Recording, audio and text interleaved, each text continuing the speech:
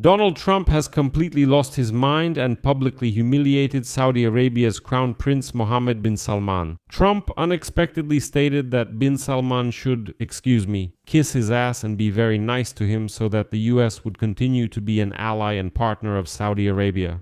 Trump boasted a lot that Prince bin Salman has supposedly been trying to please him in every way for a year, and that only Trump was able to lift Saudi Arabia out of the ruins where, according to Trump, it was just a year ago. Trump made such statements while discussing issues of international security and the cost of maintaining American military bases abroad. And the main message from Trump was that without US protection, Saudi Arabia wouldn't last even a week now, and that the Crown Prince, quote, understands this perfectly well and therefore is obliged, to kiss Trump's ass. In this episode, we'll discuss not so much the scandal itself as how it might affect the relationship between the two countries, especially considering the character of Mohammed bin Salman. My name is Alexei Pecci. Let's discuss this topic together. But before we start this episode, I ask you to support the work of this YouTube channel. You can do this by subscribing, donating, or becoming a sponsor on YouTube. How to do this? All the links and details are in the description of this video. At the end of the episode, if you find this information important and necessary, you can support this channel, including financially, and I would be grateful for that. And also, subscribe to my Telegram channel, Pecci News. The link is also in the description of this video. Didn't think this was going to happen. He didn't think he'd be kissing my ass. He really didn't. He thought he'd be just another American president that was a loser, where the country was going downhill. But now he has to be nice to me. You tell him he better be nice to me. He's gotta be. So, at a recent investment forum, Trump publicly emphasized that his personal relationship with Mohammed bin Salman is excellent, but immediately shifted the discussion to public insults. Trump recalled how during his visit to Saudi Arabia in the spring of 2025, the Saudi Prince bin Salman supposedly, quote, kept grabbing my hands all the time, and I said, I think he likes me. And then Trump stated that just a year ago, Saudi Arabia was, quote, a dead country, and now it's the hottest in the world. Well, I don't know. Here's how they'll respond to Trump in Riyadh. Actually, a year ago, Saudi Arabia wasn't some kind of dead, backward country. That wasn't the case. And in the end, in the context of the war with Iran, Trump said, quote, Prince Salman didn't think this war would happen at all. He didn't think he'd have to kiss my ass. He thought there would be another loser American president, and the country would go into decline. But now he has to be nice to me. But behind such a public insult, there's something important. Trump basically presented Riyadh with a bill saying that the richest countries in the world now have to pay for this American security umbrella in proportion to their income. This statement was perceived by many experts as a public humiliation. In the end, that's not the case. The sovereignty of the kingdom and its ability to provide for its own defense without external support is crucial for Mohammed bin Salman, who is building the image of Saudi Arabia as an independent global player. Begin. You are right within your own strategy. Within Vision 2030, such remarks from Trump are extremely painful. But what is much more dangerous is that Trump hinted that bin Salman would have to be obedient and do what the American president says if he wants prosperity for his country and protection from the US. Trump claims that bin Salman actually expected the US to fail in this current war, but that did not happen. And then Trump directly pointed out that Mohammed bin Salman underestimated his power. And now the price of this mistake is a public admission of dependence on the will of the White House. Well, it's important to note Washington's way of thinking here because it may differ from ours. Saudi Arabia, which for years pushed the US toward war with Tehran, ended up trapped. When the main regional enemy, that is Iran, can be destroyed, Saudi Arabia loses its exceptional value as an outpost against Persian expansion. And now Saudi Arabia is a wealthy client, deprived of room to maneuver between the US and China. That is, Trump directly stated that the prince, as he says, did not think the war would happen so quickly, and now bin Salman is left without alternatives. Either complete loyalty to Washington, or he will be left alone to face this chaos in the region. Like, if anything happens, Trump can just walk away, declare that he finished the war and won, and all the problems will have to be dealt with by the regional players, primarily Saudi Arabia. A confirmation that Trump intends to establish absolute control over the region is an insider report from his favorite newspaper, the New York Post, dated March 27.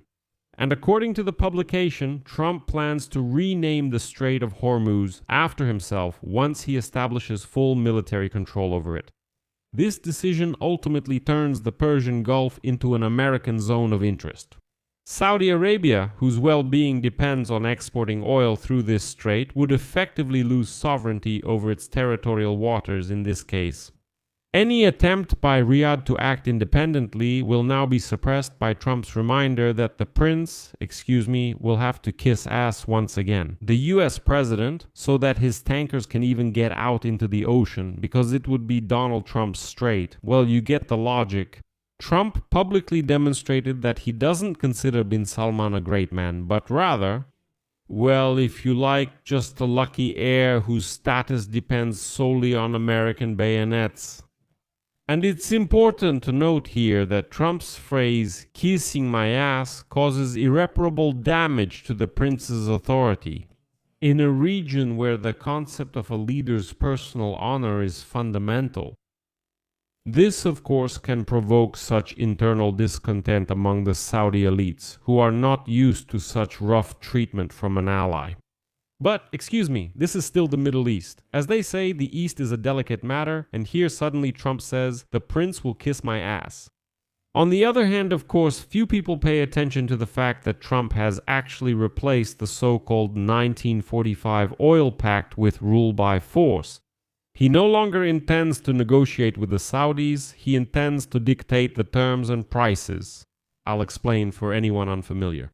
The foundation of the relationship between the US and Saudi Arabia was laid in February 1945 on board the cruiser Quincy. It's also called the Quincy Pact. And it was on board the cruiser Quincy that Franklin Roosevelt met with King Abdulaziz ibn Saud. At that time, an unspoken pact was made that the US would guarantee the military security of the kingdom in exchange for uninterrupted access to oil at reasonable prices. But as you know, Trump boasts loudly about this. The US is no longer dependent on Saudi oil, and this changes the situation significantly. Moreover, Trump's strategy can be called forced loyalty, because even after such an insult, in the short term we will see a series of so-called gestures of goodwill from Riyadh. These will be new multi-billion-dollar arms purchases and investments in American infrastructure. Well, because this was agreed upon last year, and the process has already started. You remember, last spring Trump was in Riyadh and was signing various economic agreements there with bin Salman. But in the short term, that's how it will look. But this, Trump is laying the groundwork for a deep, hidden conflict. Bin Salman will not forget this, and he will definitely secretly seek alliances with China and Russia to somehow compensate for the loss of face. Let me remind you that when the US accused bin Salman of killing Khashoggi, bin Salman demonstratively hugged Vladimir Putin, showing that, well, you accused me, so I found myself a new friend. What will happen next? Вы знаете, несмотря на риторику, the sides still need each other. Trump needs Saudi money to stimulate US industry, and bin Salman needs American technology and support in his confrontation with Iran. Most likely, Riyadh will now ignore Trump's words at the official level, but constant pressure and public insults could push Riyadh to purchase, for example, Chinese air defense systems and Chinese ballistic missiles. You shouldn't think this is something distant. Just a couple of years ago, under Biden, Saudi Arabia was already getting closer to the Chinese. This would mean the end of the American monopoly on the kingdom's arms market and the gradual dismantling of the petrodollar system. Analysts point out that Saudi Arabia is already testing mechanisms for selling oil in other currencies, not just the dollar, and for Trump, this is a signal. And here's an important point. Ukraine signed a defense agreement with Riyadh at just the right time. Bin Salman knows very well how much Donald Trump dislikes Volodymyr Zelensky, and that's why, just to spite him, he will definitely actively cooperate with Ukraine. But Trump can also apply pressure to force Saudi Arabia to normalize relations with Israel. For the prince, this is the only way to get modern weapons from Trump, namely F-35 fighter jets and a civilian nuclear program. In this case, the humiliating statement is just part of that kind of mindset. But now let's see what the reaction of Riyadh will be, I emphasize, at least in the medium term. I'll leave it at that for now. Share your opinions and conclusions in the comments below this episode, subscribe to the channel, hit the bell, and don't forget to like. And friends, if you want to support the work of this YouTube channel, I will of course be grateful to you for that. You can do this through donations or YouTube sponsorship. Paid subscriptions on different platforms. Choose any option that's convenient for you. All the links and details are in the description for this video. That's all for now. Take care of yourselves. Goodbye, everyone. Subtitles.